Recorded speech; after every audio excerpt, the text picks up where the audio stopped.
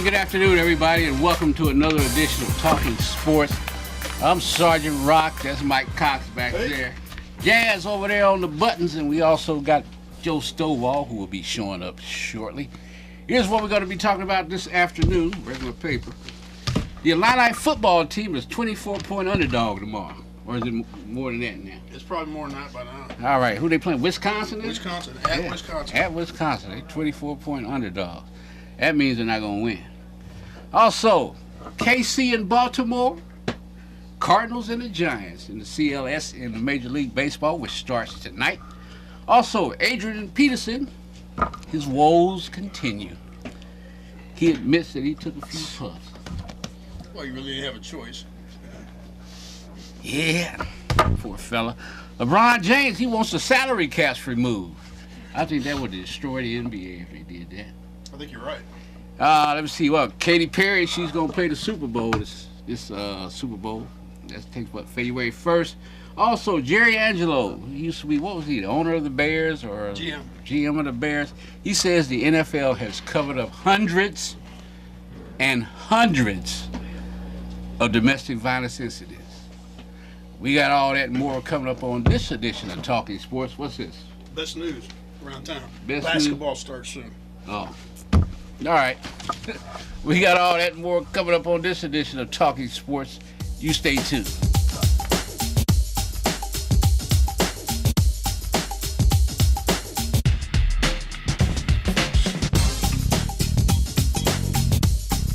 Welcome back. Talking Sports, WBCP 1580, UPTV Channel 6, Uverse 99, Chinese Cable, 372. ISIS. Somewhere over there. They won't even let you watch it. No. You would get your head chopped off if you were watching us. I saw a video tape of some American warplanes attacking the ISIS camp. Mm-hmm. Yeah, it was ugly. For the ISIS. Yeah, they were just running around, and Sky's falling. getting blasted. Hats off to the United States Air Force. You don't want them guys chasing you. I mean, they was talking on the radios like they were doing video games. Pretty much what it's become anymore. Huh? I think that's what as our esteemed colleague Mike Cox just stated. That's what it is now. I think that's the reason why you have issues in terms of committing to war anymore, because it's a video game to the general public. No, it's just like Call of Duty or something like that. But it's a whole lot different when the bullets are real and they're shooting back. Right.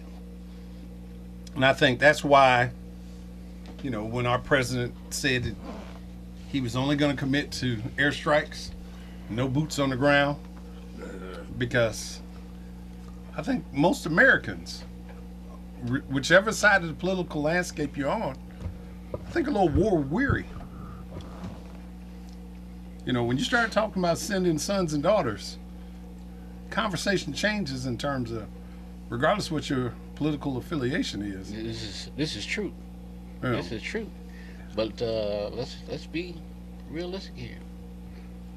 War is pretty profitable. Yes, it is. Huh? What is it? How many millions for one of those cruise missiles? It's a few. And they have to be made, and of course those are jobs, along with everything else that the military uses. And every time one is used, another one has to be made. That's right. So there's definitely profit in war, but there's also politics in war. And I just hope and pray that troops come home safely every night. Those guys who are flying those, and gals who are flying those missions, land their planes successfully and go back home to their loved ones. Here. Speaking of missions, them St. Louis Cardinals are on one. I know you don't want to talk about this, but Who cares? I feel like ISIS right now. I'm running around. Did you open the back page of that and read that nice article about Matty Carpenter? I did, and almost had an accident. So that's why. You're so excited.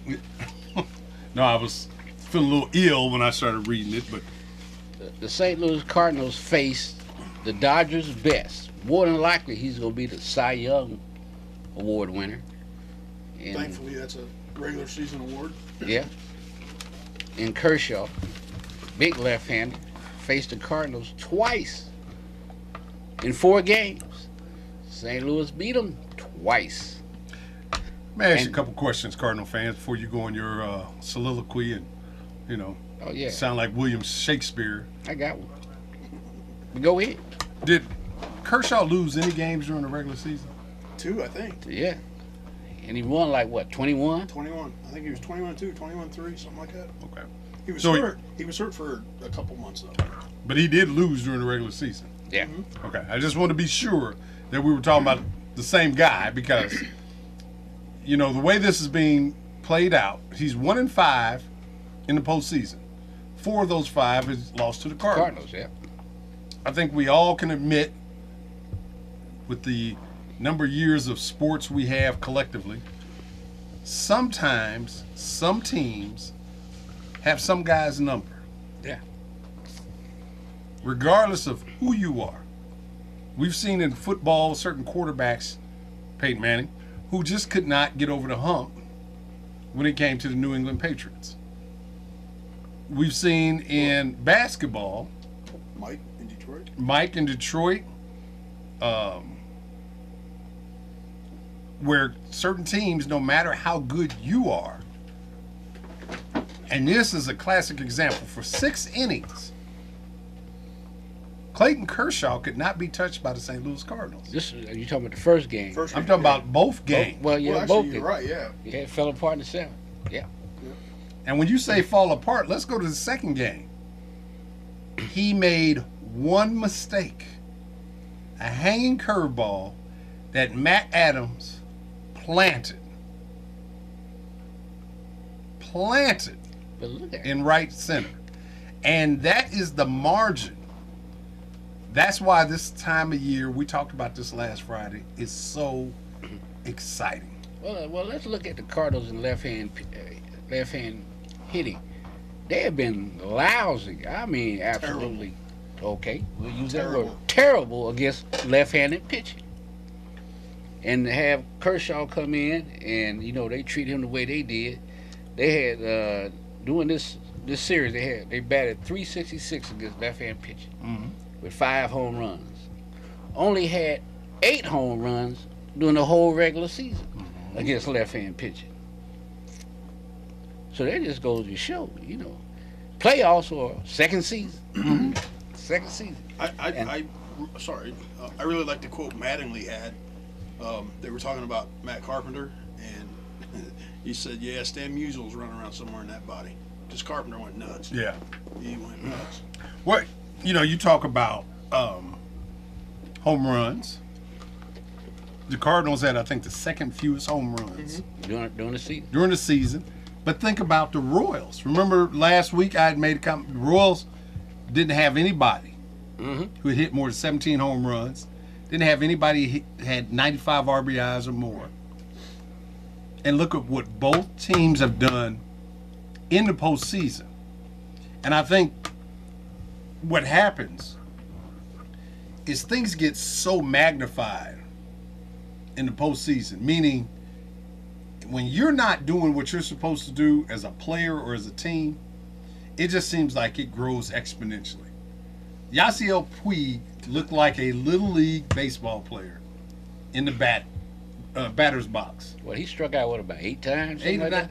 to the point where Mattingly benched him. Yeah. Benched him, then brought him in as a pinch runner. And what's the one thing he can't do? Run. He can't run the bases. Excuse me. But back to the Cardinals. I mean, I can be objective for about 30 seconds. Go ahead. Start the tape machine. Right, because we may never hear this again. what this goes to show you is certain teams are built for playoff runs. I mentioned the Patriots earlier. Now the Cardinals, what is this, 5? what, 5 in the last four, 5 years in a row. Yeah. 4 years in a row in the championship series.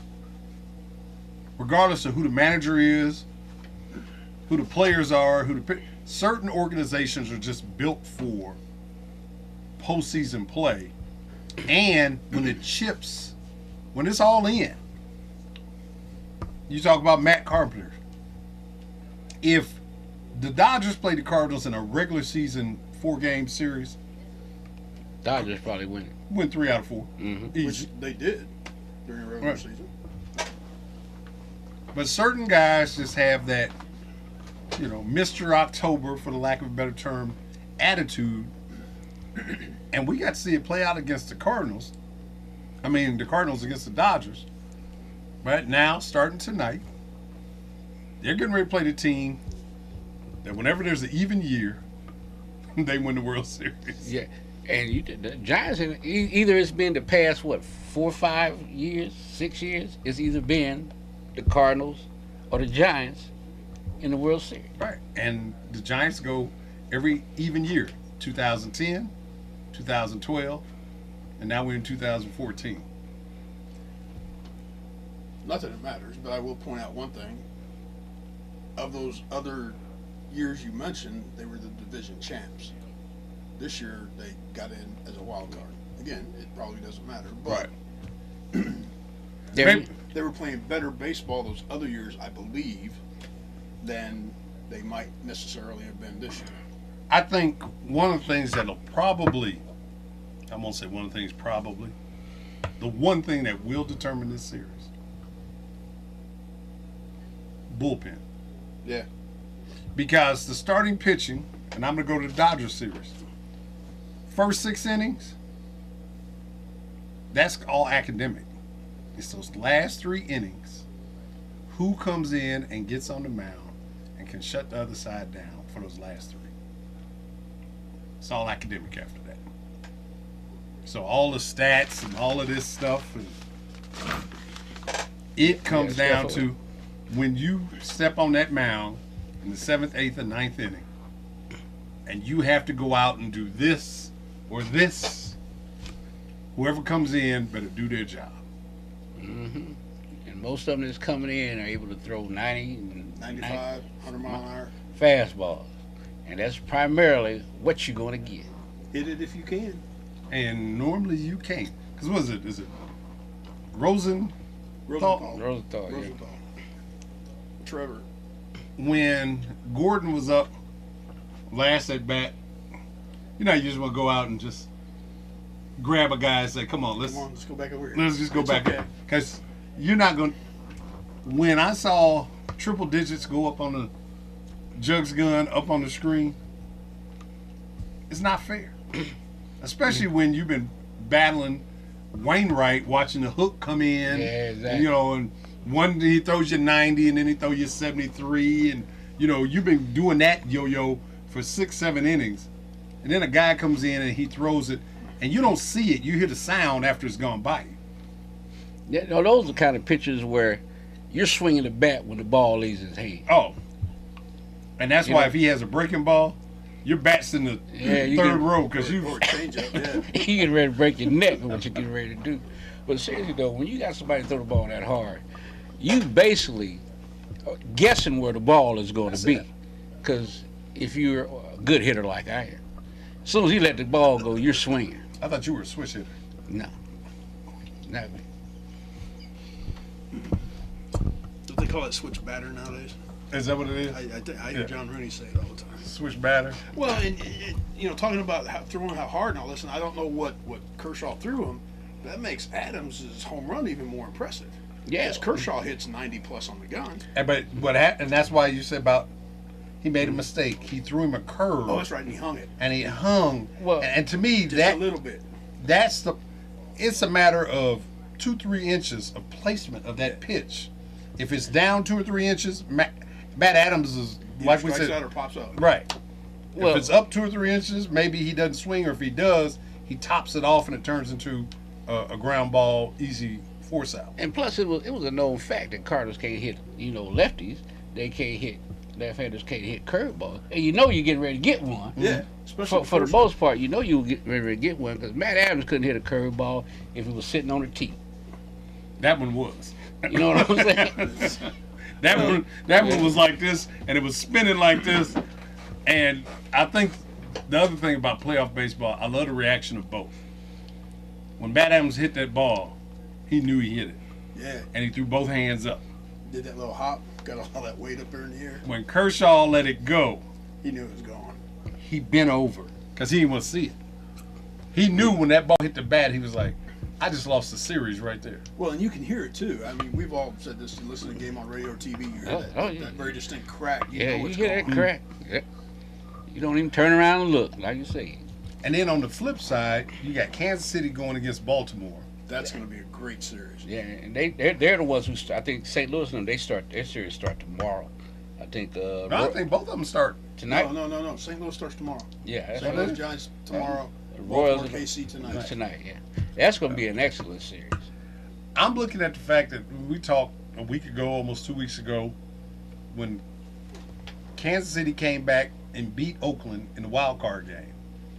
And then last week I said, do I call them the team of destiny? It's obvious now. Momentum, when you talk about momentum in sport, I know a lot of times people say, oh, it means nothing. You can't measure this. These are professionals. No. Yeah, you can. You can measure it. Absolutely can. When emotion ties into the ability and guys are playing relaxed and carefree, and on the other side, you're the team that's expected to win, and you look over at your opponent and they got a big grin on their face and they're enjoying the process, that creates so much pressure. I mean, think about Anaheim and what if you just looked at the rosters on paper. Yeah. You would have went over and shook Kansas City's hand and said, hey, good season. Good series. See you guys later. You're not going to win this. But the things that they're doing, not only on the base path, they use their speed to negate what you do offensively because their outfield is so fast. Yeah. They can track down most balls that get into the gap against other teams. Not only that, when they get on base, you have the defense moving around when they're stealing bases, and you get hits through. Well, it reminds me a lot of the AD Cardinals with Whitey Ball on the AstroTurf, and everybody was fast and everybody could run. And with Kansas City, you hit a ball, not a line drive, but in the air, in the outfield, it's an out because they're going to run it down. So, it should be fun, I do believe. Now, I know when the playoffs first started, I gave all the different scenarios about what Major League Baseball would want to have in terms of TV markets, etc. Right now, you got Baltimore. You got all small market teams except for the Giants. Now, Baltimore's at least on the East Coast, so you could pull from that New York, D.C. that tri-state area in terms of a viewing audience. You've got the Giants on the West Coast, small market, but you could at least pull from the West Coast. And then you've got these two Midwestern teams that are separated by about an hour and a half in terms of I-70. Yep.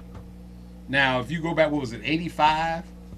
I think so. 85 When KC and St. Louis played, you had the infamous, was it Don Deckinger? Deckinger, whatever his name is. Yeah. Dude.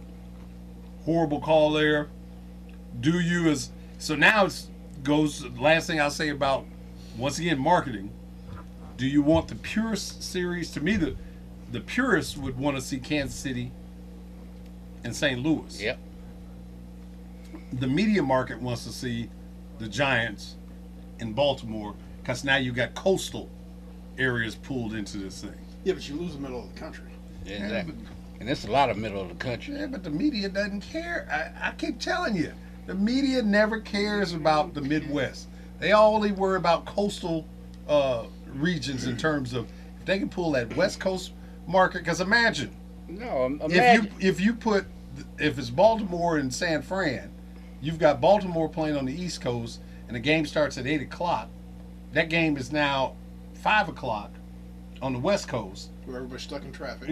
So they've got both markets at least being if you got the game at 7, 8 o'clock, who's going to watch it? The Midwest. You're going to watch the folks in St. Louis, basically the state of Illinois and the state of Missouri, and some Cardinal fans sprinkled throughout the country would watch that series. Okay.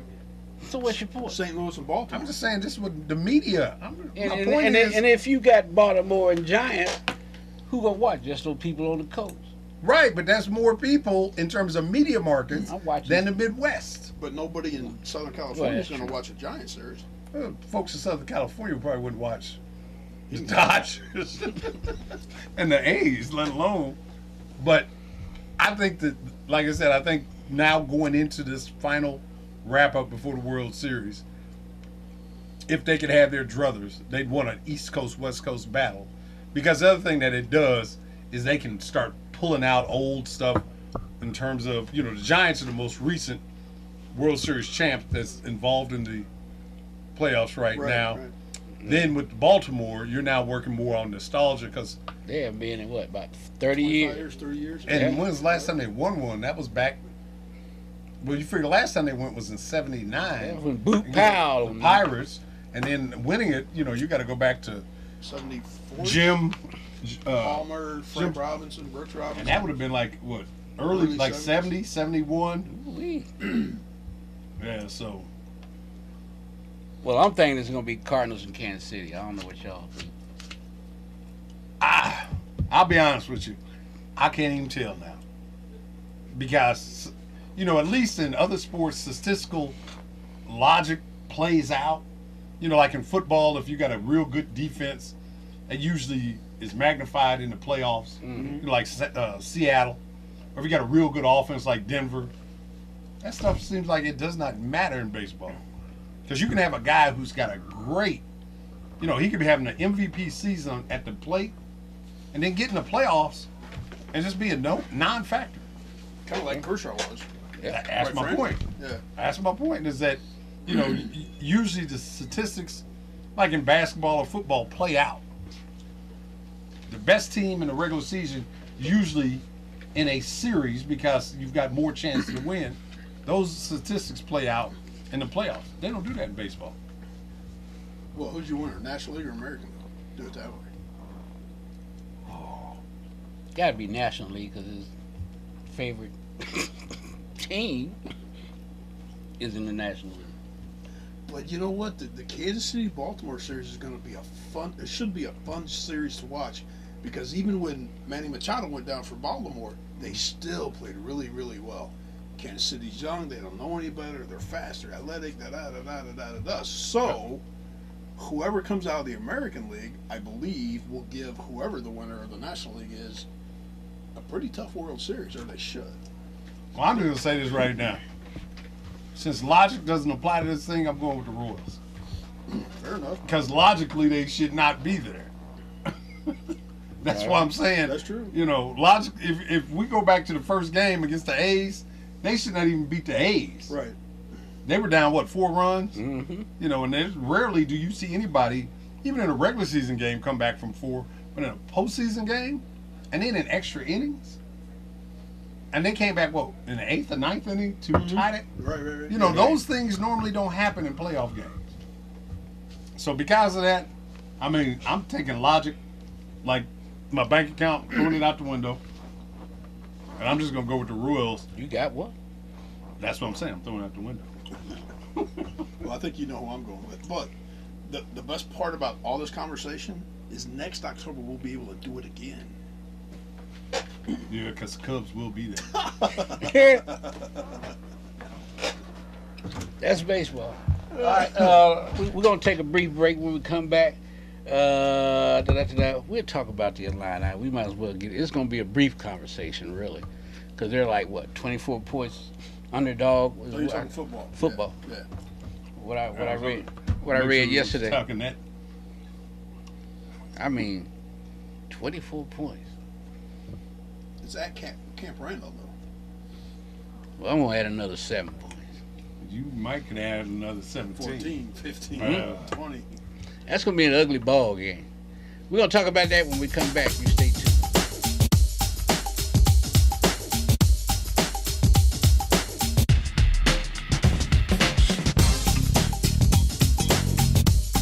Welcome back. Talking Sports WBCP 1580. Cardinals, Giants, Kansas City, Baltimore. Yep. That's what we just got through talking about. Getting ready to transition over to college football. Oh, before we do that, let me make an announcement. Go ahead and you make your announcement. Starting Monday. Monday. We here at WBCP is going to start upgrading our equipment and everything. And What for what?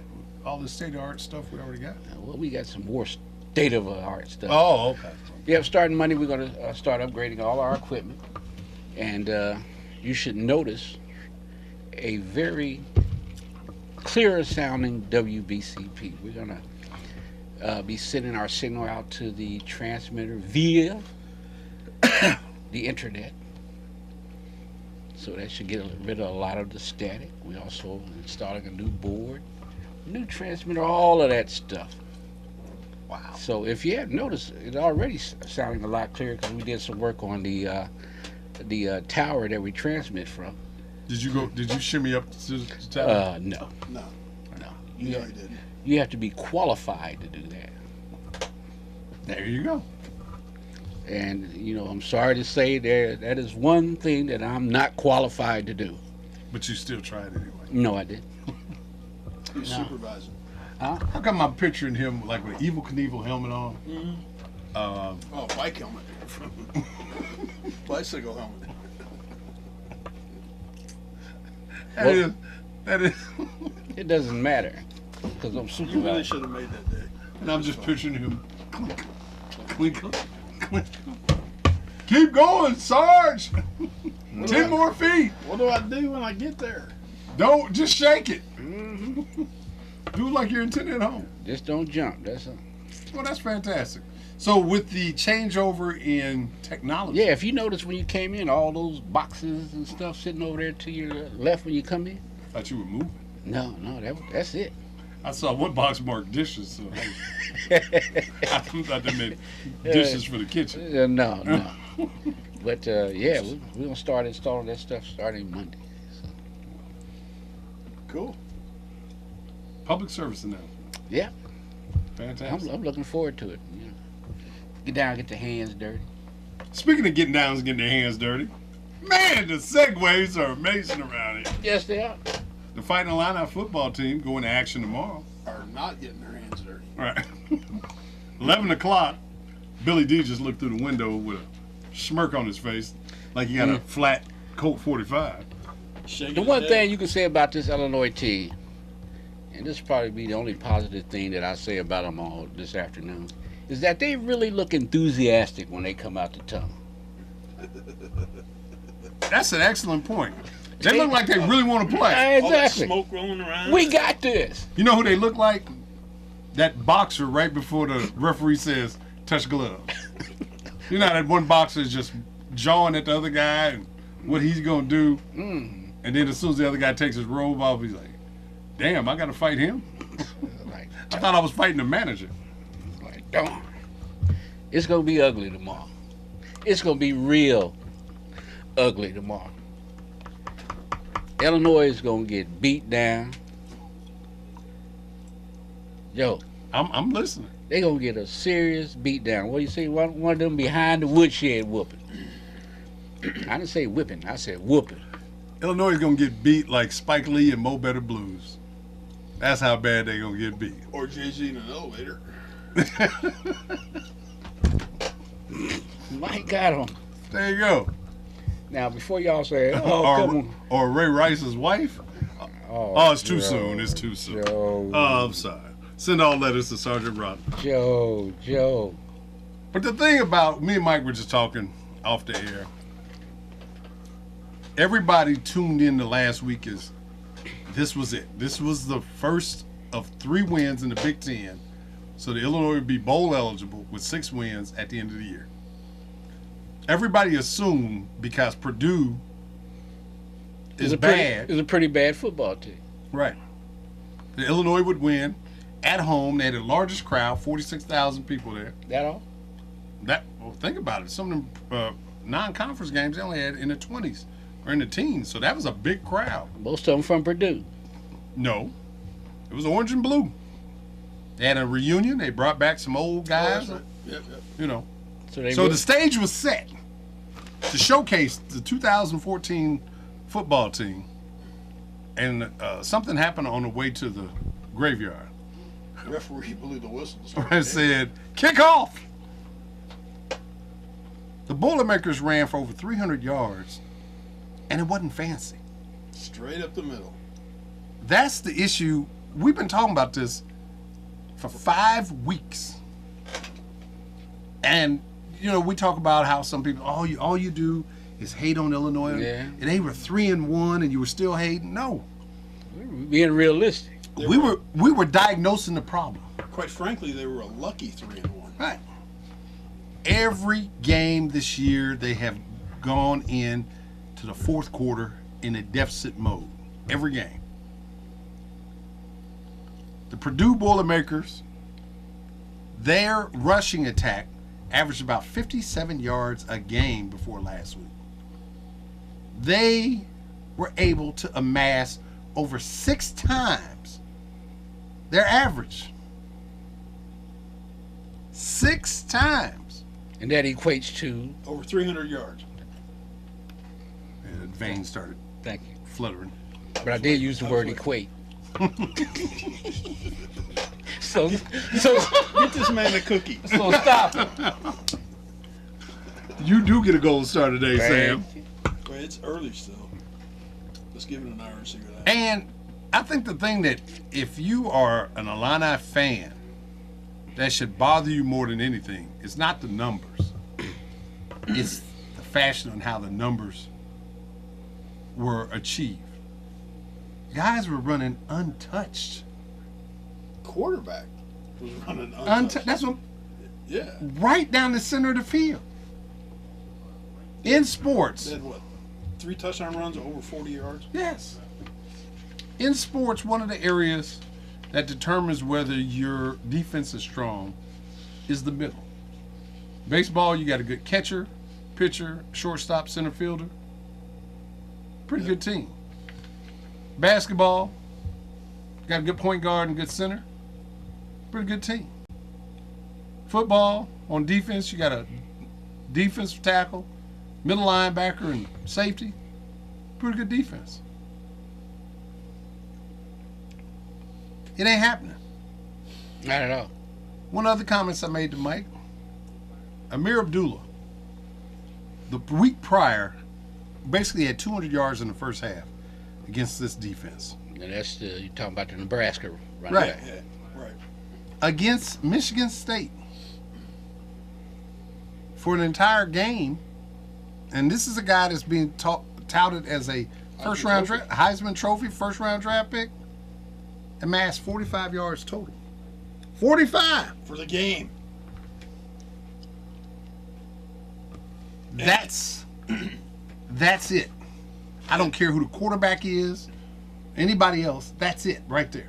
Go ahead, Mike. I was just going to say, although some folks say that this year's Michigan State's defense is really, really good, a lot of folks are saying they're not quite as good as they were last year, Right. which makes shutting Amir down because, you know, the halftime of the Illinois game, Nebraska band comes out and does the Fear Amir thing and all this other stuff, and they shut him down. Yeah. And it was 45 tough yards, Right. too, because they were cracking on them, which makes, when you compare, even Northwestern's defense finally showed up and played. Well, You compare any other defense in the Big Ten with Illinois', and it's like you're comparing a Big Ten football team, an 8th grade team. They're and the bad part was we heard all spring and early fall, oh, they're much improved, they're much improved. Maybe Coach Beck was still chewing some tobacco or something, but I don't see it. and here's where the old saying, numbers never lie. This is the 3rd year, right? Yes. Opponents' points per game has gone up Each year. since he's been here. Opponents' total yardage per game has gone up each year since he's been here. Who's the scapegoat right now for Illinois? Beckman. No. Tim Banks, defensive coordinator. Both of them gonna get fired at the end of the season anyway. No, they won't. You don't think so? No. They'll fire Tim Banks. He's the scapegoat because he's defensive coordinator. Even though Beckman's claim to fame is a defensive guru. Coach. Yeah. Well, that's his forte. But they'll scapegoat Banks with the attitude of, well, if we had a good D coordinator, our points wouldn't be so high, and some of those losses would be victories because Cubit's offense is just amassing, 500 yards a game. But why is he amassing that? He has to. Number one, because he can't run the ball. Because on the flip side, the offensive line is horrible. Yeah. And you got seniors on that offensive line making stupid mental mistakes. I don't care if you're a fifth-year player. I won't say his name, but he's a tackle, and you're jumping on it before the snap. How do you do that when you know the snap count?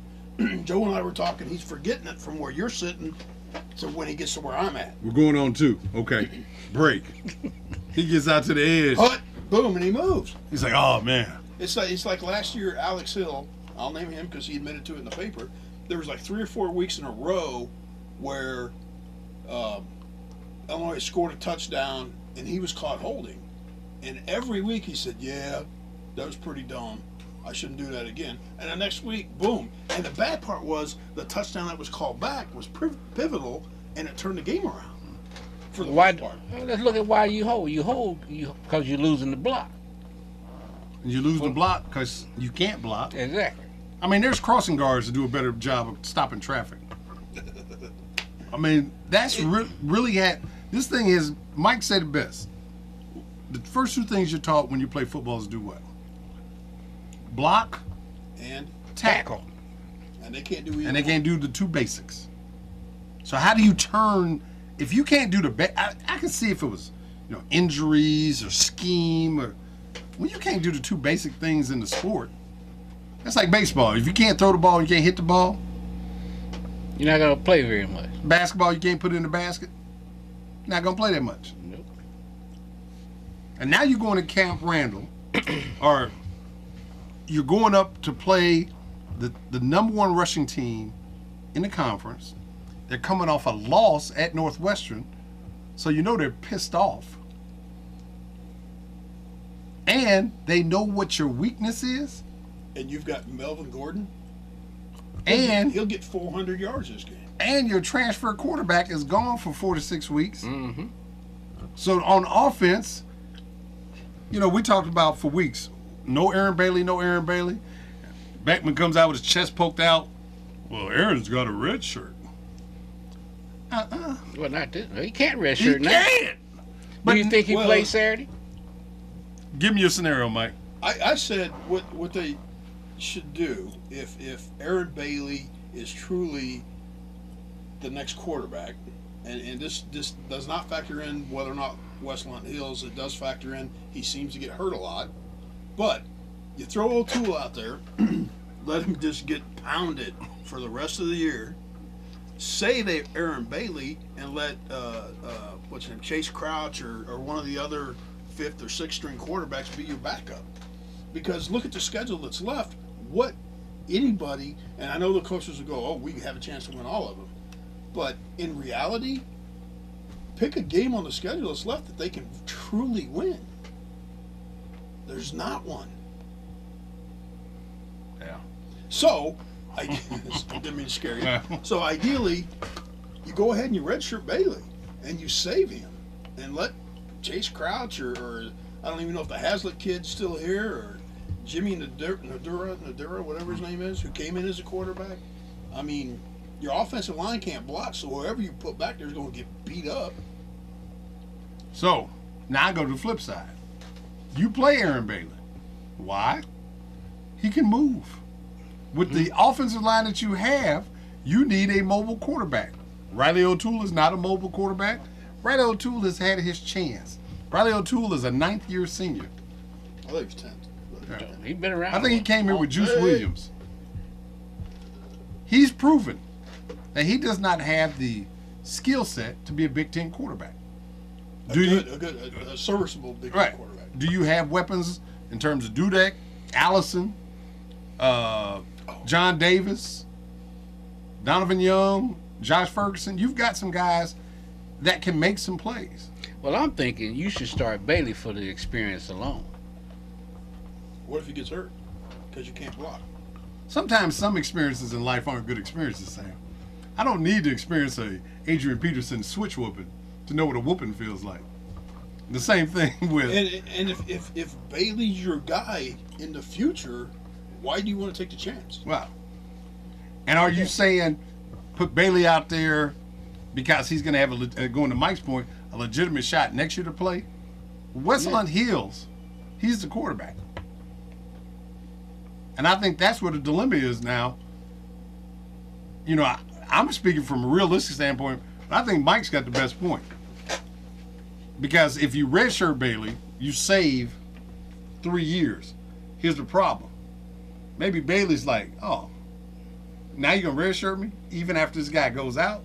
I'm gone. See you later. You know, I'm transferring. Well, but you haven't really lost anything. Right, but... And with a line that can't block, I don't know that you're going to gain anything by putting Aaron Bailey in there. Well, I'm just saying, with a line that can't block, at least you have a quarterback with his mobility. Sometimes a mobile quarterback makes a porous offensive line a better offensive line. Now, I know last year with Shieldhouse, with his experience running the system that Cuban has, there were times the line protection would break down and he could take off and run. We know O'Toole's not going to do that. Maybe Bailey does that, but...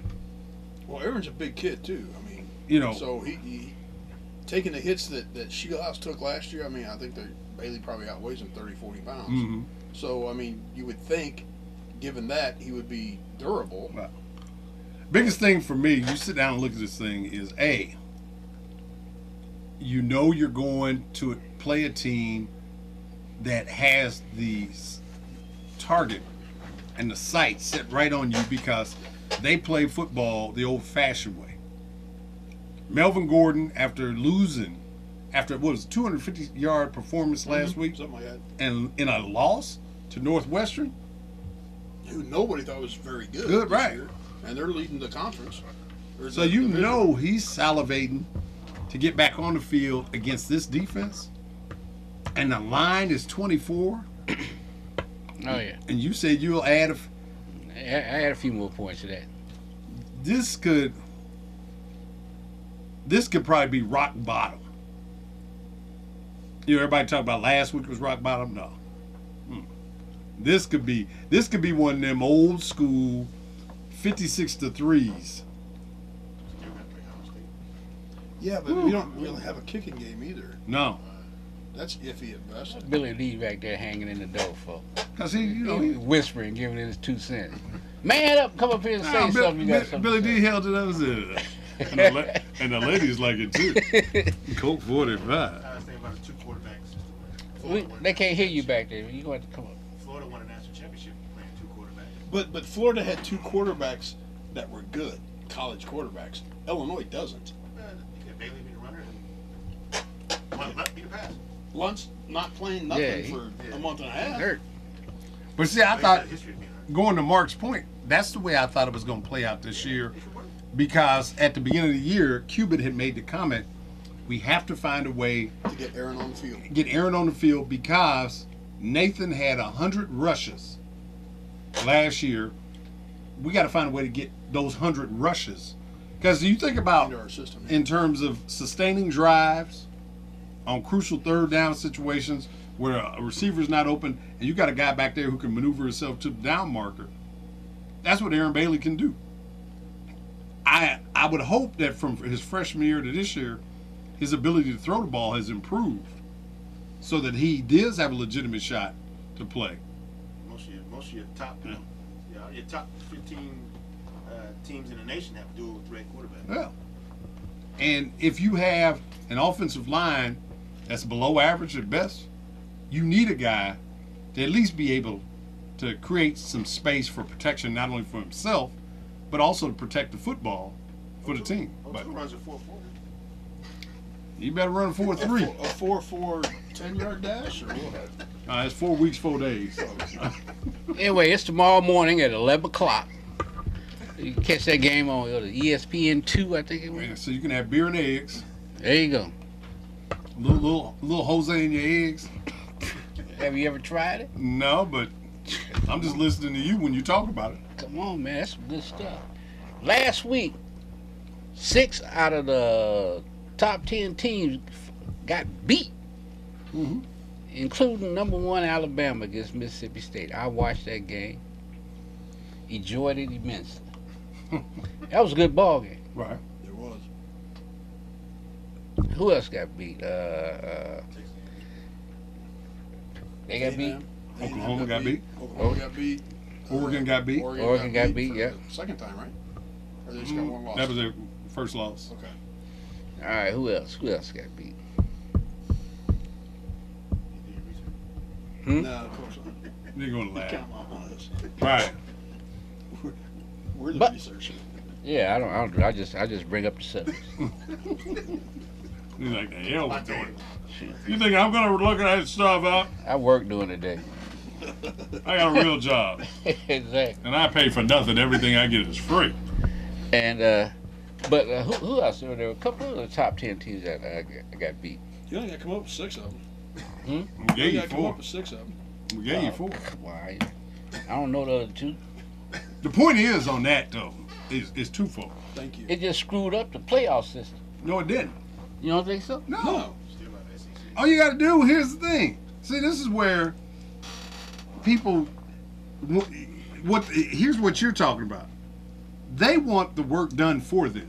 They want it like 4 teams to end up undefeated. Right, exactly. Then they can go, oh, okay, those are the 4 teams going to playoffs. This is easy. Boom. Right. Well, No, wouldn't you? no. Your job is to pick the best 4 teams, In the country. period. That's your job. Just because a team loses, to me, this is where the fallacy in the college football system is. Because a team loses, doesn't make them a bad team. They just had a bad game. Oregon loses 1 game. Does that take them out of the consideration? Not at all. They're not one of the top 4 teams in the country. Michigan State, for that matter. Right. Michigan State went out to Oregon and got bombed. In the first game of the year. Yeah, right. So, does that mean Michigan State is not deserving of that? If they went out, no, it doesn't. What about the SEC? Who You're cares? going to be playing tough teams every They week. gonna And, beat up on each other. right. Yeah, and I heard something nationally where somebody was talking about the SEC West, and he's like, it's very possible the winner of that division could have 3 or 4 losses. Right. The thing about college football is schedule, meaning research? no, he's just shuffling like he's playing poker or something. He's just moving his cards around. The thing about college football is twofold: your schedule. Do the games fall favorably for you at home when you're playing a tough opponent? And 2, emotion. We're talking about college kids, 18, 19, 20, 21. 27, 28 year. Yeah, if you're right, Right. too. You've got guys who may be. You think about, let's use Texas A&M. They just played Arkansas at home, overtime game, big game, national TV. They won it in overtime, and now they got to come right back, go on the road to Mississippi State. So now Mississippi State is in the position that Texas A&M was the week prior. They're fired up. Can you sustain that level of emotion going into that game? Some can, some can't. And if you can't, you lose. Now that you lose, does it mean, going to the original point, you're a bad team? The answer is no. This committee that they got, the 13 people on that committee, they just got to do their job and pick based on strength of schedule, points per game, opponents' points per game, all those factors, and say, we objectively see these are the top 4 teams in the country. But everybody's saying, well, at least the media people are saying, that this shakes up the college playoff picture. It has a potential to, if you end up with, say, only 1 or 2 undefeated teams. I don't think that there are any undefeated teams left, but if you would end up with 1 or 2 undefeated, and then the next 4 or 5 all have 1 loss. That's where it shakes it up, because you assume, or people would think, based on last year and then even this year, the polls this year, that Florida State's going to be in the national championship picture. Alabama will. And if you had talked to everybody at the beginning of the year, they probably said they'd probably be undefeated. Well, they're not anymore. Alabama's not. And I still say Florida State's going to get a loss. So if everybody has 1 loss, as Joe said, all the committee has to do is pick the 4 best teams. And I heard a interview with Archie Manning, who's on the committee, and he said he's spending his weeks just watching every single football game he can see. And the good part about that is you have people who know football and know how to watch film of games on that committee. So where you have I don't know, as an example, a Central Florida who's unbeaten, are they really the best team, one of the best teams in the country? No, these people who know football will know that by watching the games. Right. So. And going to your point about what the media is saying is shaking up, the media is using the old formula, which was what? The polls. Yeah, right. For the remember the BCS system, and that computer took the coaches' polls, media polls, along with the indexing and all that, combined all that together, and that's how the system picked the 1, 2, 3 through 10. That's gone. But they're still talking about it from the standpoint of how the 4 used to be picked. That was old BCS formula. Mm-hmm. Now you've got human beings, 13 on the committee. As Mike said, Archie Manning is doing exactly what we expected. Watch all the games. Kinda I mean, like right now. Let's use the NFL as an example. New England has not been playing their best football, right? No. But they caught Cincinnati at home after they just got thrashed by Kansas City. So does that make, from that one performance, does that make New England and Kansas, because Kansas City beat New England beat Cincinnati, so if you rank the 3 teams, would you rank Cincinnati last? No. Right. That's the point. The 4 teams that get in are going to have to pass the eye test, because you've got football people on the committee versus, as Joe was talking about, just, media or coaches or whatever. So, and you started to say something about Condoleezza Rice is on the committee. The good thing is she's got a lot of football people to where if she's as smart as everybody thinks she is, she'll listen to them. Mm-hmm. And the other good thing I like about the committee and the selection is you can't discuss schools in your conference. You have to excuse yourself from the conversation. So that, I think, lends some genuineness, if you will, to if one of the SEC teams gets in, none of the SEC guys are going to be able to say, guys or girls, whatever the case may be, are going to be able to say, yep, vote for Alabama. It'll be, I think, a tad bit more legitimized, if you will, in some people's eyes. Say that again. Some people's eyes. A tad bit more legitimized in some people's eyes. Yeah. That had a nice flow, Gosh. Occasionally. MC Mike. Yeah. Every once in a while. What they say, you get dog ears or something. Mm-hmm. I got old rabbit ear now. You can use it again. You don't have to pay. I don't have it copywritten yet. I'll record it. Shoot. My favorite. Right there's your paper. Getting a note. Auburn. Georgia's Todd Gurley Yeah, it's right there in the paper. Mm-hmm. gets suspended by school. He's doing his SEC impression. Allegedly It's a take 2-hour show, man. money from autograph session. 500 autograph sessions, apparently, at least. Really? Yeah. That's what they're saying. He got paid Research. then, didn't he? Got paid to sign autographs. You think about it. This is Johnny Manziel went through the same scenario last year. He didn't get suspended though. Well, he's Johnny Manziel. Without football, he comes from a very affluent family and had some good lawyers on the case.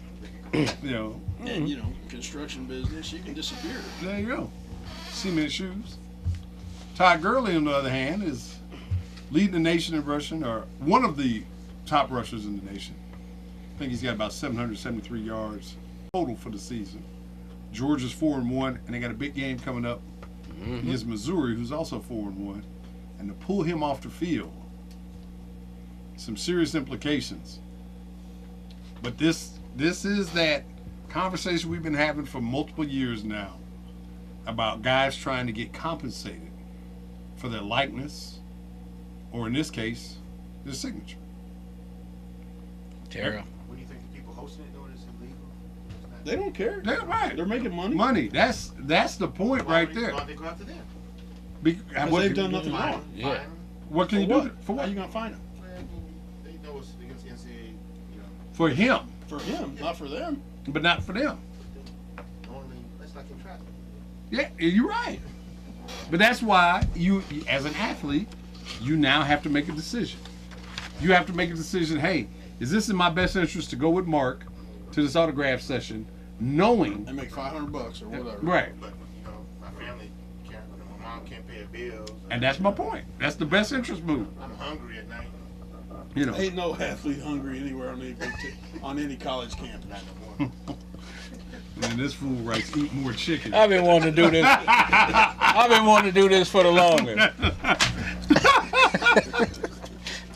Chick-fil-A. Yeah, look, Eat more chicken. they be You gassing spelled me. chicken wrong. Huh? You spelled chicken wrong. If I you're don't- doing a commercial, Oh, I didn't spell like this. Spell it. But I've been. K-I-N. Yeah, that's right, K.I. Man, they be gassing me. Anyway, with that being said, we got to go to break. When we come back, Adrian Peterson, he puff passes, but he didn't puff pass the old P test. Now they're looking to revoke his Bail, right? bail money and issue another warrant for his arrest.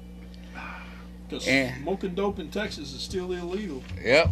Also, Jerry Angelo says that they have been covered up hundreds and hundreds and hundreds of the domestic violence incidents. He coming up, Mike Dicker telling him you need to shut the hell up.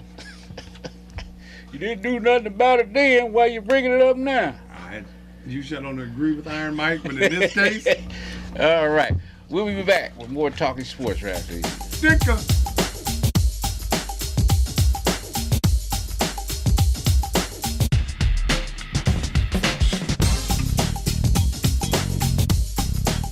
The breaks are awesome. Sorry, did a little research. Huh? No, he didn't. He just took a break.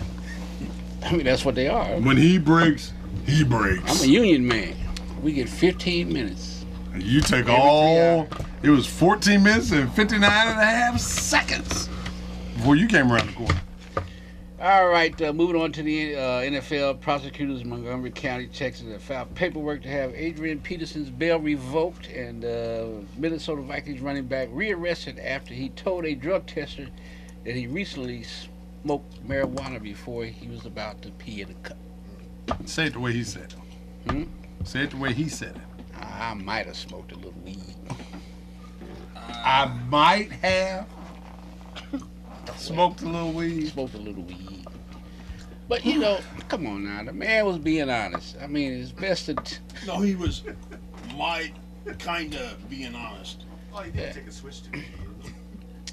I mean, you know, he's being honest. Yeah, I suppose. I mean, because once you pee in the cup and the test come back, it's going to reveal.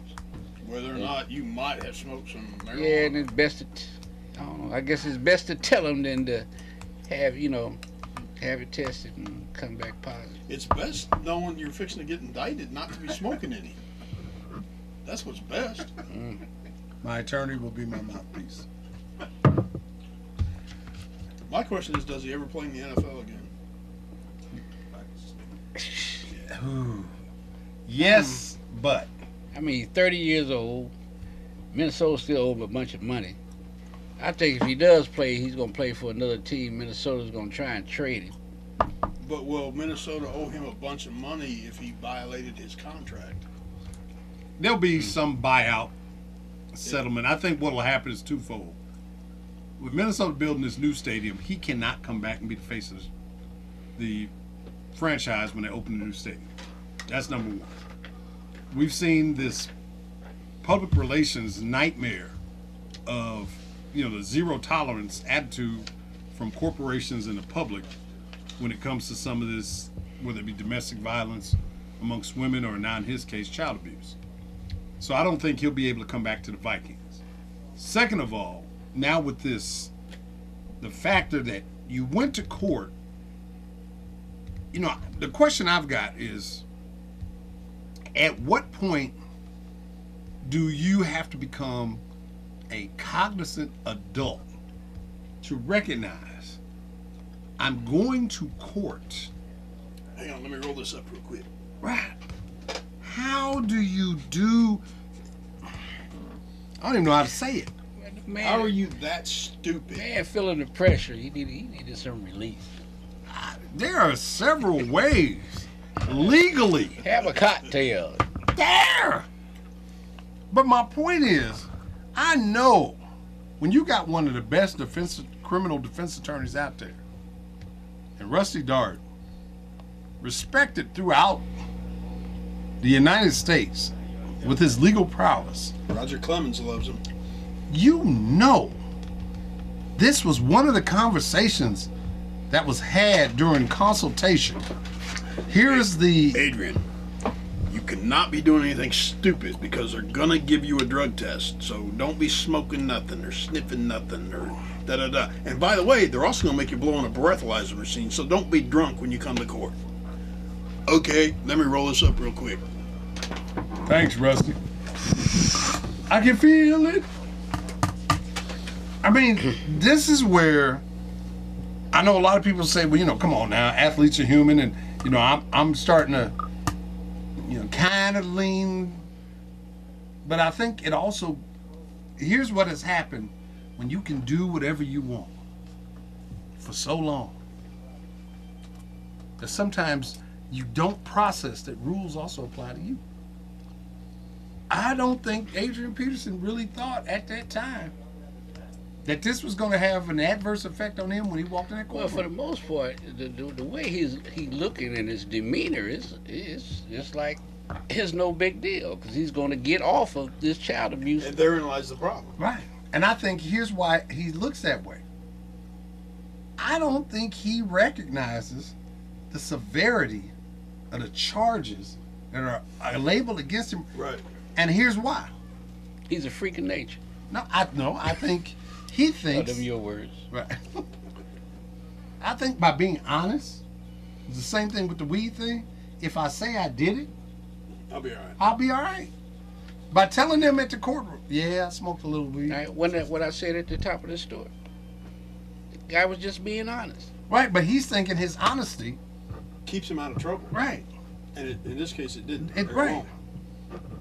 People are saying, yeah, we appreciate your honesty. Now put these handcuffs on and get in that jail cell, and would you get ready to lose your $15,000? Yeah. We didn't have to wait 6 weeks for your test to come back to see if you were dirty. You told us. It's not. Yeah, it's not for your job where you can go, I have a problem, and da da da. You go into counseling or whatever. This is the court, And legal court, no doubt. And that's why, I've been trying to lean towards the athlete and say, hey, why are we looking to, as I said before, 20-somethings for moral compass and moral direction? People make, they're involved in the hit and get hit sport of football. We hear many stories about athletes self-medicating themselves. Mm-hmm. And marijuana has been the drug of choice. But you're going to court. Right, and that's where I'm like, you can do it any other time, Yeah. just not when you're going to court. Adrian, leave the weed alone until this is over with. Can you get through December? And now, if he does play in the NFL, he's in the system. He's getting tested all All the the time. time, right? So, I mean, it's just, to me, it's, we're seeing the fall of a megastar. You think about Adrian Peterson from his humble beginnings, what he had been doing in the league. He tears the ACL, comes back, has one of the best seasons of any running back ever, and it made it even more miraculous because he had just come off of ACL surgery. Mm-hmm. This season, Teddy Bridgewater, there was all this hope springs eternal, the Vikings are turning the corner, new coach, etc. And now, Bam. everything just blowing up. So I'm trying my best, but I think to Mike's original question, he does play again in the NFL, but he's not going to play out. I'd be stunned if he was a Viking. I just think that the Wolf family Oh yeah. has, are looking at this going, as I said earlier, we got this new stadium that'll be open in a year. And I need to fill it. Fill it. And I need to fill it with people who want. Now, us diehard fans, there's some people say, I don't care what he did. I just like the way he runs. But as we've seen with what corporations are doing and these protests and stuff like that, you can't take that chance of putting him out there and having the backlash of people saying, not spending my money here in Minnesota. Right. Yeah, having half your stadium empty. And it's brand new and you got to put butts in seats. So, woo. All right, in other news, Katy Perry, she's going to be doing a halftime show at the Super Bowl this year. Does it say how much she paid for that? No, it doesn't. Who is Katy Perry? She's one You know of them, Russell Brand? she's one of them pop singers. Anyway, I'll explain to you when we go to break. Okay, because I'm starting to get the Sarge vein right here. no, it wasn't. I was just getting ready to go ahead and read it. No, A I record- am. Oh, trying to figure out who she is. I'm not a Well, pop culture guy. me neither.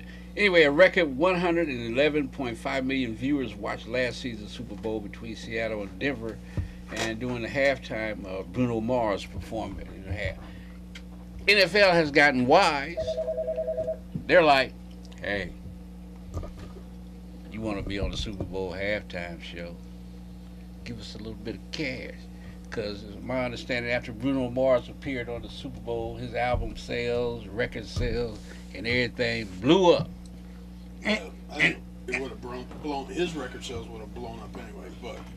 But I think what they're doing, to your point about making people pay, is no different than the 60-second and 30-second commercials, because it's the most watched sporting event or Single show thing. at that time of the year or for the year. And so if I'm an artist and I pay you 10 grand, it's like paying for studio time. And I get 12 million people sitting at home watching me perform. Right. And I got an album coming out. This is the best way to market my album, Yep. as opposed to all this other media that I have to pay for. 10 grand is a drop in the bucket. Yeah, they also asked Rihanna and somebody else, Coldplay. They were asked to. I guess Katy Perry wanted to pay the money, so What happens when nobody wants to pay the money anymore? she get the gig. They They're back to marching bands and back to cheerleaders. marching bands. Don't you miss those days? Even the NFL used to have marching bands back in the day Mm-hmm. before I'm doing halftime. I miss those days. Go to a college game. What else we got? Colin Kaepernick. He's got fined $10,000 because he had on some Beats by Dre By headphones. Apple. Bose is the official NFL headphones. Audio. Audio, whatever it for- comes. Yeah. Man, can't you see? I'm on the sideline. I got some James Brown coming through my Bose. It's going. You forget to go out on the field. Oh heck yeah, man! Bose. Can you? This first year they did that. I think AT&T was the last one. Motorola was Motorola. the other one, the one before. I didn't even know the NFL had an official tire. Yeah. What's up with that? They got an official Everything. There you go. except halftime show. I just think 10 grand's a lot for Beats by Dre because I'm not real impressed with them. You gotta pay. I've listened to music with a pair. How do they work? I don't. You plug it into your music I thought you down. device and turn it on, No, I thought and you. then sound comes through. It's amazing. I almost gave you. Your modern ways scare me. You remember we used to plug them in right here. Still do. No, I'm thinking. As an unfrozen caveman, I was thinking you download music to them. Not to the headphones itself. Oh, To your they just regular headphones. really? Yeah. At all? I thought there was something special about it. well, The clarity, I guess. they're heavy on the bass. So If you like vibrating driving down the road, you probably like Beats by Dre, by Crapple, by Apple. Sound system in here beats by Dre. Okay. So when you play a song or a video, you'll see the little indicator come up on your phone. Same thing on my laptop that I have. Beats by Dre. But you're right, I like Bose much better. Oh, me too. Great speakers also. Former Chicago Bears general manager Jerry Angelo said NFL teams didn't discipline players in hundreds and hundreds of domestic violence incidents during his 30-year career. He told us to USA Today yesterday. I made a mistake, he said. I was human. I was part of it, and I'm not proud of it. Our business is to win games. We got to win games. Who said that? Who said that? And the commissioner's job is to make sure the credibility of the National Football League is held to the highest esteem. But to start with He's that, doing that real well. you have to know who's representing the Shield. We got our priorities a little out of order. The Bears released a statement saying, we don't know that about that. Does he work here? Nope. What you talking Plausible deniability. Well, it's just a reflection of society. about? Yeah, what you talking That's about, exactly Willis? what it is. Yeah, right. What you talking about, Will? Yeah. Mike Dicker said that he was gutless. Called Angelo gutless. If you didn't do anything while you were running the team, then shut up. Don't live in the past. Mike's still picking fights, ain't he? He wants to stay relevant. Yeah, that's what it is. Well, he doesn't do that Mondays and Fridays from 7:30 to 8. He won't. He still wants to be that little hard-nosed coach that he used to be. I'm Dicker. Mm-hmm. Anyway, this is going to have some type of fallout in the NFL, don't you think? No? No, because he's Jerry Angelo. Big deal. And, Whatever. but also, I think, as Mike said about it's a sign of society, it's easy to be a hero after the fight's over. Right. If he really wanted to be somebody who was about change, he should have said that 29 years ago. right. Yeah. When he first found out that players were abusing their girlfriends and wives, he'd be like, hey, we got a problem here. Let's fix it. Well, But to come out and say, oh, it's horrible. 30 years ago, the fridge, you can't believe what he used to do. Iron Mike, Right. whoever, yeah. I mean, and what does that do for the victims? What did that do for the rehabilitation of the guys who were involved in it? Nothing. So, clearing his conscience. you do that at church. I was going to say, Go you to see a confession. priest, right? Or go on cops. Snitch on a Or, neighbor. what was that old show, Cheaters or whatever? Right. Hey, that's one of my I can shows. explain. No, you can't. We always say, if you saw a white van pull up and you in the park, run. They don't have candy for real. Yeah. Trust me. All right. Game last night. Colts and the Texans. Mm-hmm. Let me just say, It started out to be another Thursday night blowout. Oh. Colts jumped off quickly to a 24-0 lead. let me just say one thing. J.J. Watt. That was pretty bad, wasn't it? Yeah, really was. I was just amazed to hear that he had an 80-yarder earlier this year. He's got more touchdowns right now than Megatron and Yeah, LaShawn yeah, McCoy. yeah. That dude is What? would you use my phrase earlier? Freak of nature? Mm-hmm. But he got a interception run Fumble for a touchdown. recovery. Yeah, Last night. yeah, but he has an interception. Yeah, 80 yards. Returned for a touchdown. He had a fumble recovery last night, and then I guess he's caught a touchdown pass. Mm-hmm. I really enjoyed watching this game because I really think Houston was going to come back and win. But before I get in there, what's with dude Paul Bunyan looking beard? What's his name? Fitzpatrick? I He's thought a Harvard graduate, looking like the Brawny man. Yeah, exactly. When I first saw him on the sideline, because I didn't get a good look at his face for something during the game, because They have helmets on. well, Jose was over for a little while. It kind of blurred me. Look at the guy in the middle. Anyway, they showed him on His the beard was over here, his face over here. no. They showed him on the sideline, right? Well, they showed his face. And I was thinking he a lineman or somebody, because most other than Andrew Luck, Right. most quarterbacks are clean shaven. Like that dude right there. Oh Lord. a great pumpkin, Charlie Brown. Anyway, Houston managed to come back and make a game of it. How you doing, sir? They did. How you doing? Charles Barkley. That's Charles terrible. Barkley. That's terrible. They're terrible. Bunny in the house. Terrible. Terrible, horrible. Terrible. But I agree with you, you know, I don't. Whenever Just- he said he lying. that's Dang. Barkley, obviously. Mhm. That truly is Charles Barkley. Because he don't know what we're talking about.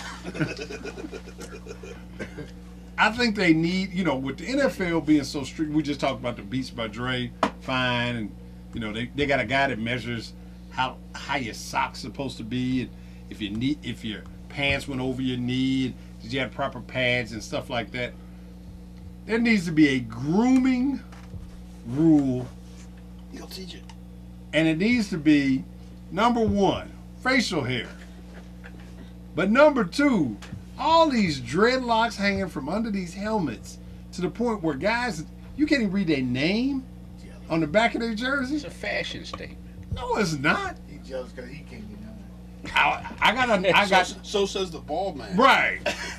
Who could just put a lace front on and go have at it? Hey, shake your dreads. I mean that to me, you know, if we talk about personal appearance, I agree with you about the beards, but the dreadlocks the same thing. That's got to cut it down or tuck it in, or you got to do something other than just letting that stuff free flow. You know you can get tackled by your hair too. You can't get horse collared, but you can get pulled down by your hair. And the reason why I bring it up, there was a offensive pass interference call against Pierre Garçon because he grabbed Richard Sherman's dreads and pulled them to pull himself by Sherman. Now everybody was arguing, well, you can't grab the jersey, and he didn't grab it. No. Sherman, those things got to be tucked away, either put a do-rag on, they got to be cut, or something. What did Rich say about it? So that's what would be interesting. He didn't say anything about it. He thought it was funny I'll because check they it. won the game. Yeah. You know, Yeah. and he understood Garcon is just trying to gain an advantage. But I just think, you know, going to your point about Fitzpatrick with the, I mean, he was coming off the field one time, and his chin strap had got knocked up over his mouth, you know, and he looked like Bigfoot when he was coming off. I mean, it was just like big, you know, it looked like that Lynx beef jerky commercial. Don't mess with Sasquatch. Right, Sasquatch is out there with a football helmet on. Get that stuff off. You know, Brett Kiesel, linebacker for the Steelers. Every year, I mean, he's got, Yeah, he got a big bushy. you know, cut it off. Cut it off. But beards are the thing nowadays, man. That's You can, I mean, everybody- like, baseball players are starting. You know, baseball used to be one of the cleanest cut sports. You know, Especially in New York. yeah. I mean, you know, everybody was cleaning out. Baseball players got them beards going and goatees. And Maybe I'm old fashioned. I know there are some people out there that say, you can't tell me, you know, with the progression within our society, you can't tell me how I can look when I'm, If I sign your paycheck, I can. and that's my attitude. If Stephen A. Smith. I'm cutting your check, see whatever you got to do. Anyway, Andrew Luck threw for what, 3-4 touchdowns? I mean, he's, if not the best quarterback in the NFL. He's in top 3, and T.Y. Hilton. Oh yeah, a heck of a Oh man. my goodness. What do you have? Almost 200 yards catching. Over 200. He went to work.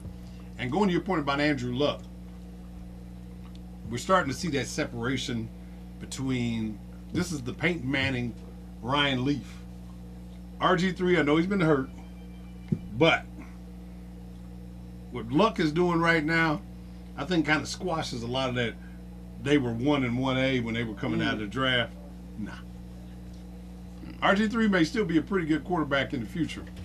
But Andrew Luck right now, Is a pretty Woo. good quarterback. he is a beast. Yeah. You notice how they're all Texas boys too. All the quarterbacks you're ever talking about: Andrew Luck, Drew Brees, and there's a couple others they named last night too. Because in high school, the Texas high school system runs pro formations. So when these guys come out of college, they're pro ready when they come out because of the teachings that they get at the lowest level. You don't see that in other places because other places are, you know, It's not a religion. It's not a religion, number one, but number two, coaches aren't trying to develop players; they're just trying to win games. Right. Mm-hmm.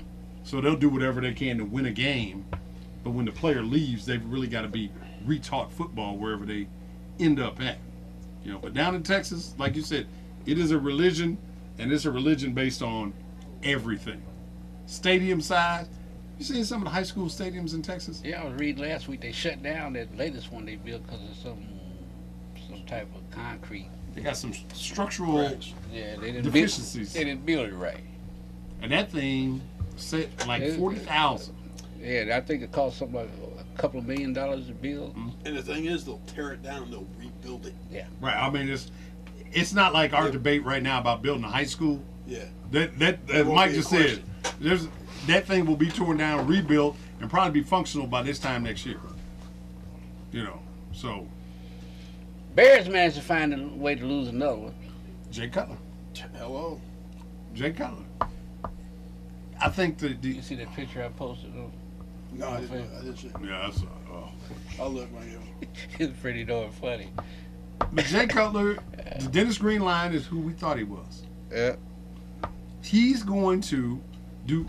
Him and Romo are the kind of guys that just when you think, okay, he gets it, He proves he don't No. have a clue. he don't have a clue, and it's like it is still that attitude of, well, whatever. I'm We getting lost. paid.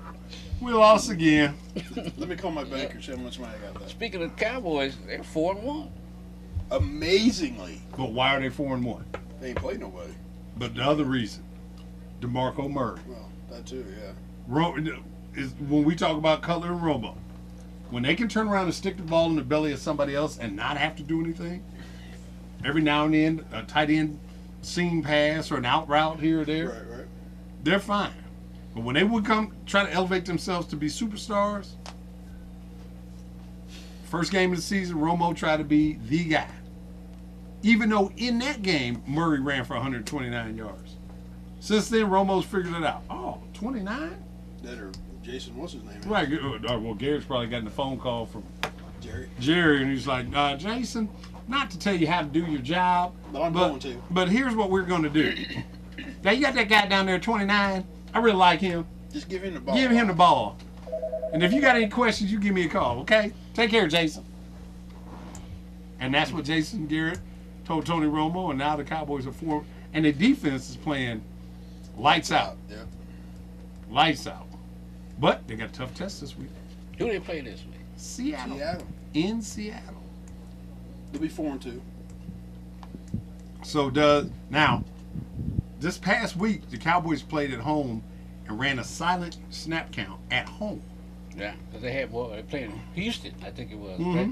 Right? But I think that was to prepare them For this week. for this week going on the road in Seattle, because the 12th man, how loud they get, you know.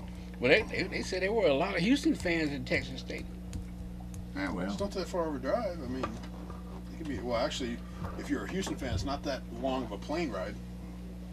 Who the Bears play this week? Atlanta. So you got 3 losses in a row because Well, it's that's a road game. I think it's a toss-up. Well, it's just, I think when you're on the road, I think that's when you get more bad J than good J. When you get bad J at home when they're playing the Packers. Right. But when they're on the road, you just get bad J. And Atlanta's good at home. Mm-hmm. And I think, Atlanta's coming off 2 straight losses. So they got to kind of right their ship. And Devin Hester gets an opportunity to go against his old team. Didn't want him anymore. So, when you get those type of elements, it's a late game, so it'll probably be your nationally televised game. Any idea on the over/under? They punt away from him the entire game, kick away from him. I'd probably say the over/under on that would be 4 in terms of number of kicks that we've kicked away from it. Oh, I think it's going to be everyone. I don't think they'll kick to him once. There's going to be a mistake. Well, yeah, that's true. Well, Right. they're in a dome, so maybe not. Well. Yeah, there could be. And if he gets an opportunity, When he broke the record, Right. he was high stepping. He'll be high He might stepping from stick the 50. he might stick the football in his mask and put both hands behind his head as he's running it back. But yeah, that's where the Bears at, and then Vikings take on Detroit in Minnesota. Now Megatron, the issue for Detroit, they lost last week to Buffalo at home. Megatron only had like 12 yards receiving. His ankle he said it's bothering him. And I think everybody knows, especially on a bad wheel, the only way for it to heal is with rest. Right. So Jim Caldwell's got the Lions in first place right now, but they're only 3-2. Vikings are 2-3. This might be one of those games where you see the NFC North even up again at good old 500 record. And then another NFC North action, Green Bay goes to Miami. So you'll probably get Green Bay win. Depending on the temperature down there, they might have the lead in the first half and might melt like frosted snowman. That's true. What? All right, let's move on to some more news. The NBA has a new television deal worth $2.66 billion a year. That nearly triples the $930 million per year the league currently takes in from its TV and digital rights. Mm-hmm. LeBron James wants to remove the salary cap.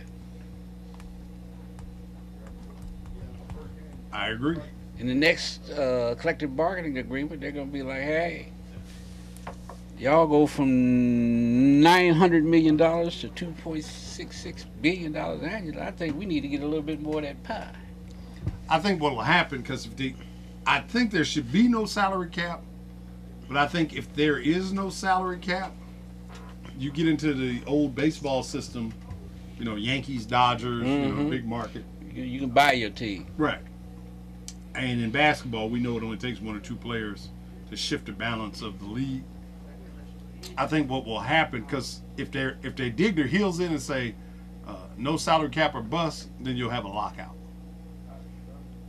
I don't think the owners would not give up that type of revenue sharing with the Players Association, because they would just know that, hey, we didn't become billionaires being stupid. Okay, the next CBA is in what? At the end of the 16-17 season. Mm-hmm. Could you see a lockout then? Mm-hmm. If they go in saying no salary cap or bust, then it's going to be a bust. Like I said, the owners are going to be like, okay, we might increase your revenue sharing, in terms of a percentage, but they're not going to just say, okay, guys, You can have the extra money we got. right. This is not going to happen that way. They own the league for a reason. Well, LeBron James says that's what I want. Well, and the thing is, the league will survive without LeBron. What LeBron is saying, which most folks say, is in a true free market, you should be paid what your worth is. And with having a salary cap, he's being undervalued because there's only so much money for the entire team that even if, let's say they pay him what his value is, then you can't pay the other guys. Exactly. Well, but he can always go overseas. Yeah, but I mean, I hear what you're saying there, Mike, but when we talk about capitalism in America, we don't cap other areas in terms of when a person can be paid what their real value is. Because if that was the case, there'd be CEOs not making the money that they make. Mm-hmm. Right. They're not capped. You've got fund managers out there who make $50 and $60 million a year, Right. and nobody talks about capping how much money they make. You got stockbrokers that make the same amount of money, and we don't cap their money. But when we come into this agreement in terms of sports, this is where now we want to put restrictions, and we always go to, if we open up the market, then the league as we know it will not exist anymore, because what happens? We'll only have the Two or three teams. Right. Which, I mean, if you go back, what the league has always been predicated on is really 2 or 3 teams. If we're real honest with it. Yeah. Boston and LA. Boston and LA, New York every now and then. But it's only been predicated on 2 or 3 teams this past year. It was San Antonio, Miami, and Oklahoma City. Right. Those are 3 teams. The league survived without LA and Boston. Boston, this was the first time in the history of the league that those 2 teams both were out of the play, and New York. So when we talk about media markets, though, you know, New York and LA is your 2 big media markets. League survived without them even being in the playoffs. So the league survives every year with only 2 or 3 teams carrying it. I think it's just a question of who would be the 2 or 3 teams moving forward that would carry it. All right, with that, NBA getting ready to get started here at the end of this month. Mm-hmm. Derrick Rose looking good. If you're a Bulls fan, He still won't bring him a championship. I just had to yawn in the microphone. Derrick Rose looking good. Dead air, a lot of dead air right there. It ain't November yet. He'll tear something else. you think so? Till I he hope gets, not. But right, but until he gets past Christmas, Derrick Rose shouldn't even be in the conversation in the NBA. Man, In 3 years, how many games does he play? 30. I ain't played one season. When? When he won the MVP? Yeah. his first year. That was what, 2010? So he's played 100 games, roughly, No, in 3 years. if that. If that. yeah, he's yet to. I don't think he's played the whole season. No, he played 2 seasons. He got hurt in the playoffs. Second year. No, I know he's played 2. I'm talking about the past 3 years. Oh. I'm not talking about when he first came in the league. We I'm went big. I'm big and big Rob. You know, got my cup out. right? You shaking the change at the bottom, and everybody walking by you. Please, sir. Please, sir. Please, sir. Please, sir. 50 games the last 2 years. You know, 50 games the last 2 years, Maybe. and then he played for the FIBA How did that turn out? World Cup team. Won, but he wasn't even he was kind of an afterthought guy on the team. Jump shot wasn't even there. I'm gonna tell you, he was looking good right now. Sarge. Kobe Bryant. For being 720 years old. Hey, Kobe Bryant came back this year to prove a point. I know he knows his team is not good enough to be a contender, but I think Kobe wanted to just come back to show all the naysayers. I'm still the Mamba. That's it. You think he makes it through the season? Oh yeah. Yeah. Oh yeah. Think he makes the playoffs? Oh no. Oh no. Lakers, no. If they make it, it'd be like 8th seed out in the first round. But I can't even. It may shock the world, like Illinois gonna do tomorrow. Hey, What kind of water you guys got over there in Urbana? What you been drinking, Andy? People's Republic. Yeah, right? Well, you know, it could happen. I doubt it, but it could happen. What could happen? Illinois win tomorrow. If Illinois Women's win- volleyball play tomorrow? If Illinois win tomorrow, Joe Stovall gonna run down Bradley Avenue half naked. First of all, Yeah, we wouldn't want to see him all the way now. first of all, you wouldn't want to see me run, Yeah. let alone no clothes All on. right, a brisk pace. It ain't happening. I'll be in my truck with my shirt off. Only way Illinois beats Wisconsin in football tomorrow is if Wisconsin doesn't show up. And even then, I think it's a tie. It could be a coin toss. Because I think the cheerleaders in the band can get enough. 26-point underdogs. Hey, that's a good thing. Oh, the lines moved, huh? Yeah. Went from 24 to 26. Yeah.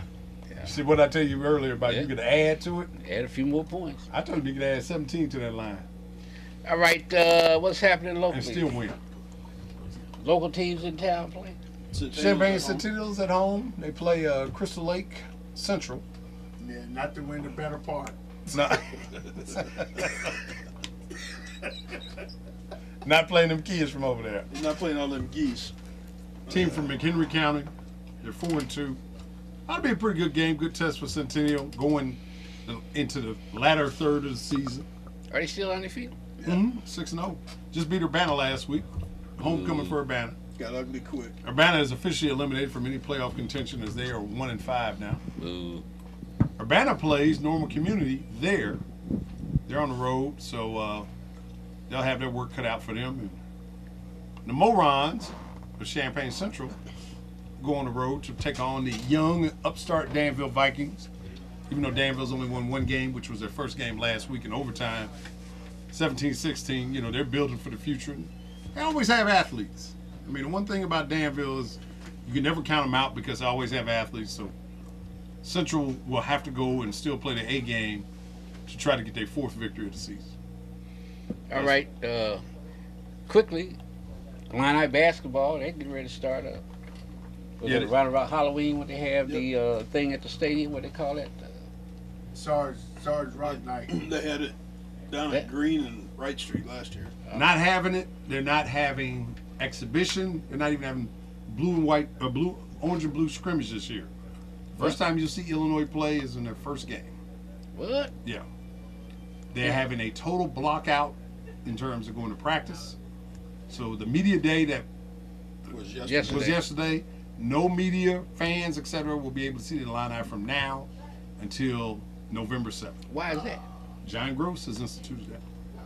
A lot of schools are going to this blackout where they don't want any distractions. They don't want writers coming in, going back, writing these stories about, what they've seen in practice and things of this nature.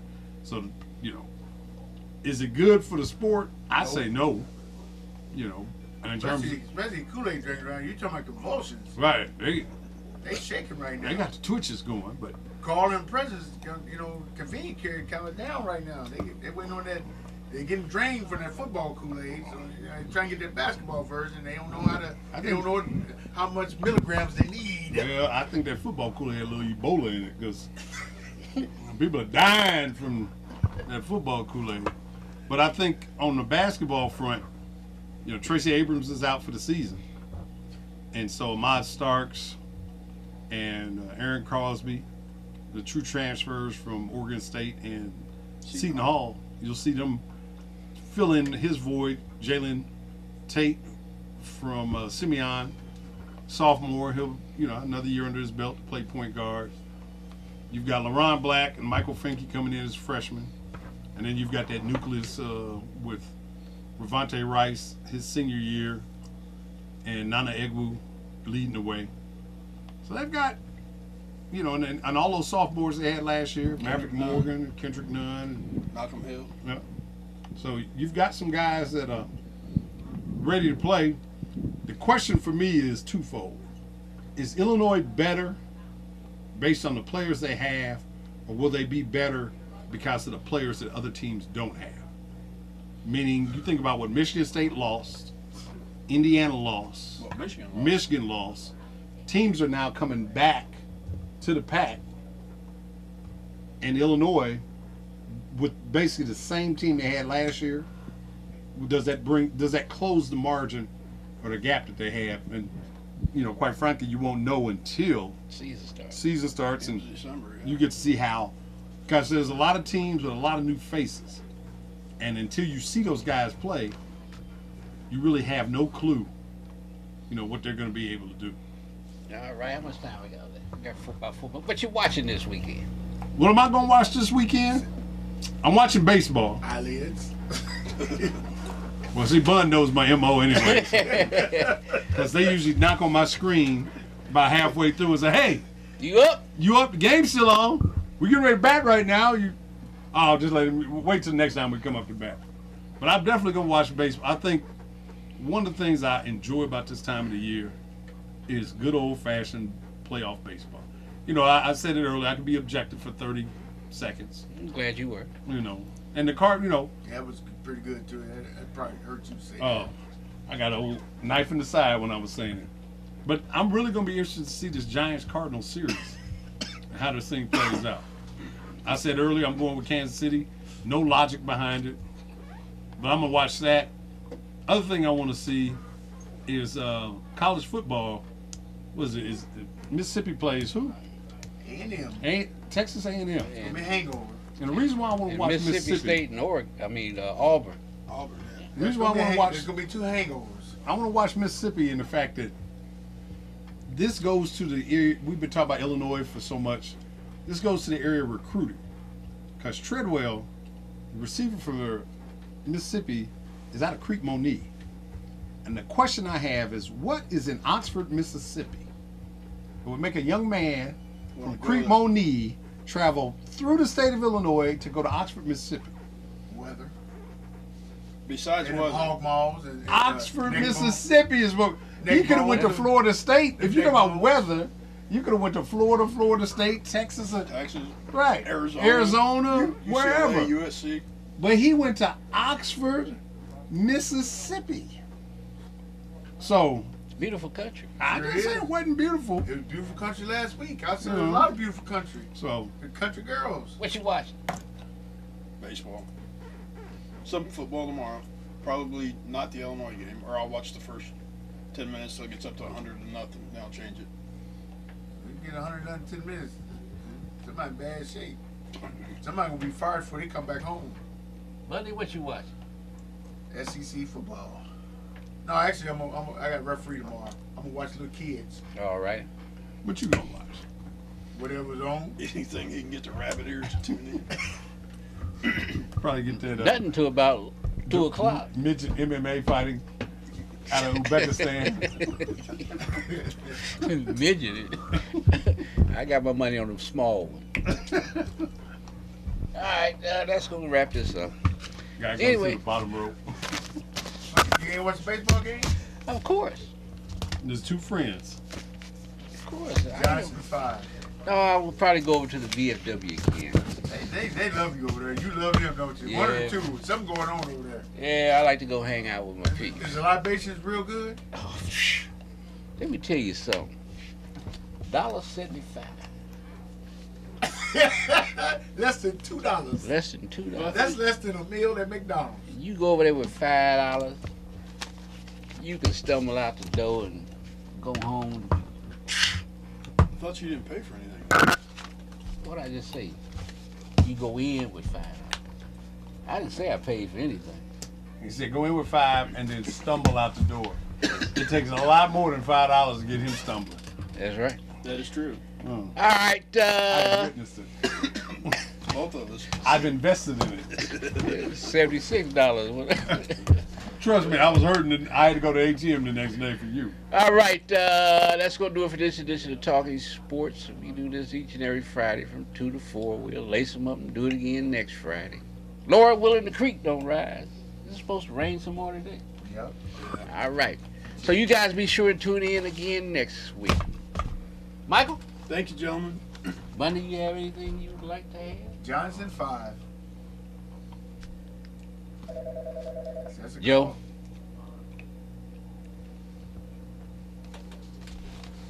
Joe has nothing to say. Cardinals in 4. We'll see you next week.